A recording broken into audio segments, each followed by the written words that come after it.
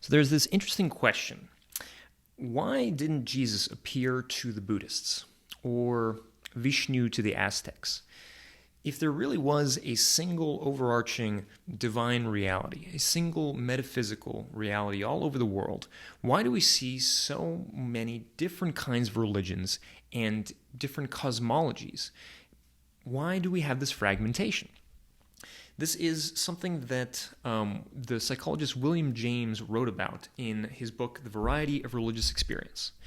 And what he proposed is that although individuals, although human beings might experience a very similar phenomena, a very similar internal experience, they might interpret it in a very different way depending on the religion and the tradition and the societal culture that they live in, as well as their own belief system.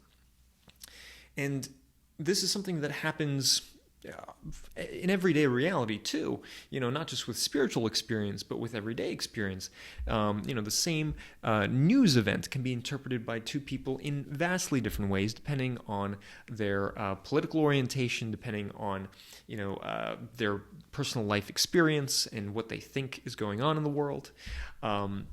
So this is just a general human phenomena that the experiences we may have may be the same, but the interpretations might be very different depending on what constructions of the world, what mental constructions we're working with.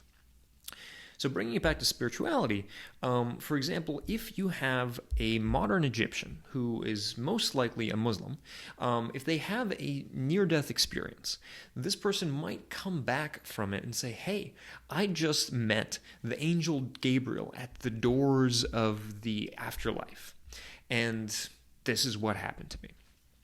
But if you go back 3,000 or 4,000 years and talk to an Egyptian back then who had a near-death experience, they might tell you that, I went and I saw and encountered the god Anubis who met me at the doors of the afterlife.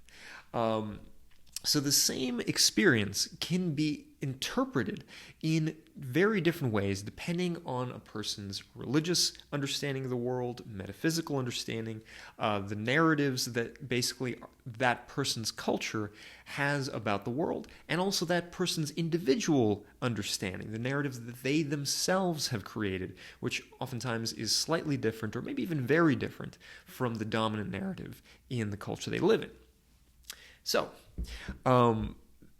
what we're left with is this picture of, how I see it, and how I think is a really good way to approach this, is that every human culture, every human society has basically looked around and realized that there's nobody here to tell us what's going on.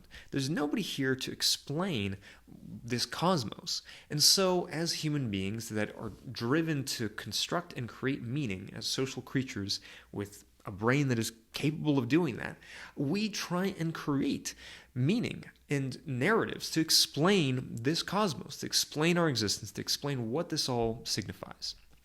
And every culture has come up with its own narratives, its own explanations. And all of them have value. All of them are true within that culture. All of them are adaptive to that part of the world or to that particular history of events that happened to that tribe or that city or that nation state, whatever it was. Human beings adapt and create and constantly recreate narratives and stories that make sense of the world. So this is also true about individual human experience and spiritual experience. Now, at this point, you might be saying, or maybe you've already thought about this, that, well, wait a second.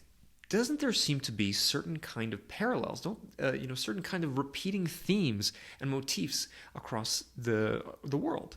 One of my friends told me about a Native American god that she saw depicted in Sedona recently. Kokopelli, I believe, was the name of this god, and it was a flute-playing god. And she knew that, Krishna in Hindu tradition also plays the flute, and did some research, and apparently there seem to be certain other parallels between these two divine figures. why is this so? How can it be that there seem to be these parallels between cultures that are on the other opposite sides of the world from each other? Well, this is something that Carl Jung and other mythologists also noticed when basically, European culture and civilization started to expand and started to collect the different myths and stories from around the world. They started to be able to, put them side by side, and they recognized that actually there seemed to be certain repeating motifs and certain repeating themes.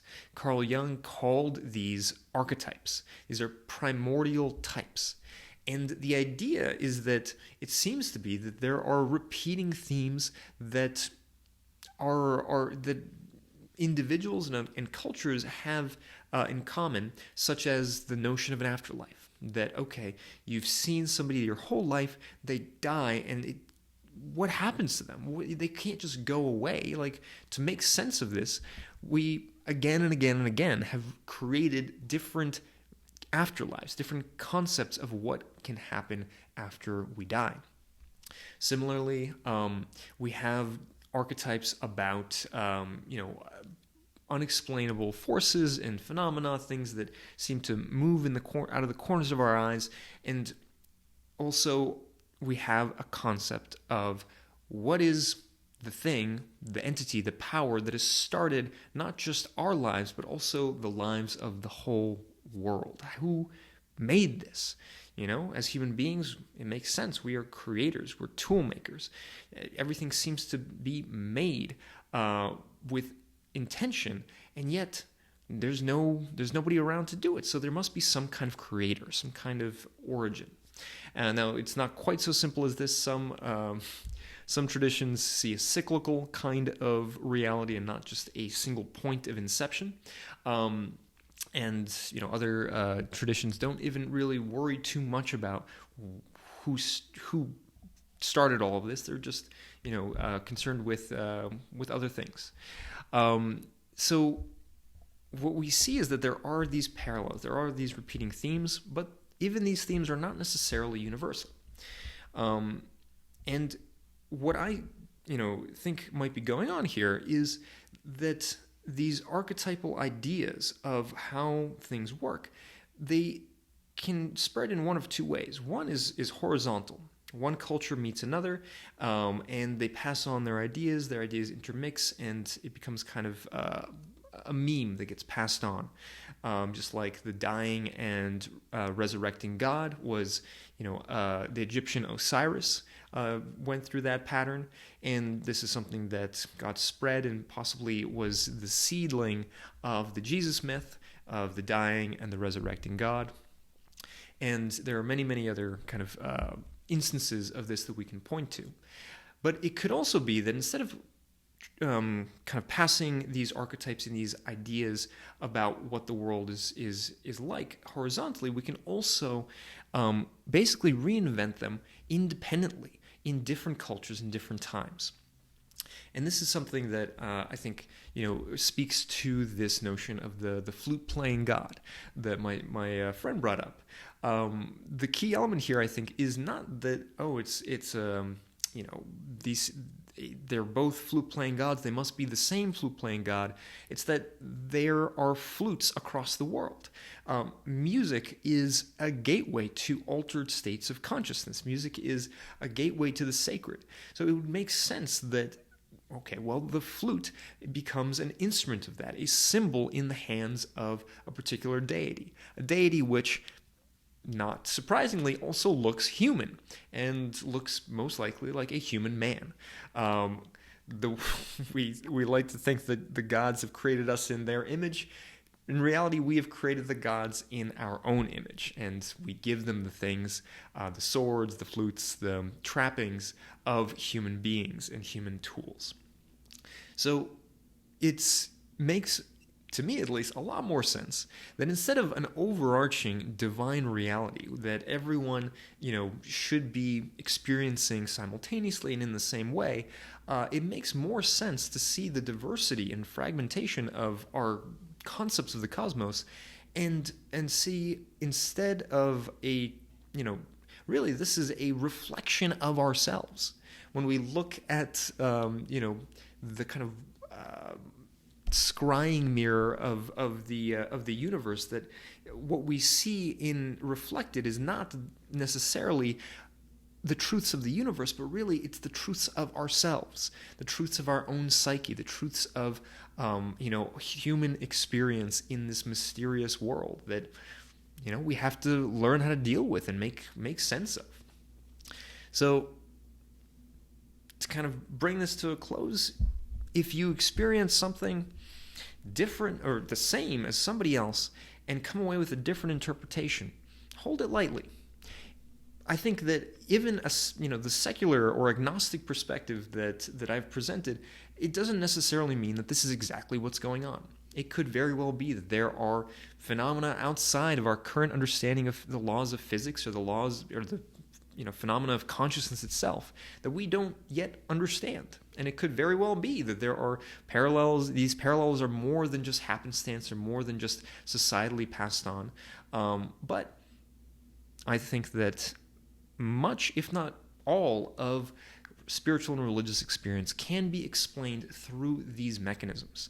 And I think it doesn't cheapen the experience. Rather, it shows our interconnectedness. It shows our humanity. It shows that we are all this kind of, increasingly a global human tribe trying to make sense of this universe and how we can live meaningful lives within it. So if this is something that resonated with you, I hope you subscribe to the channel.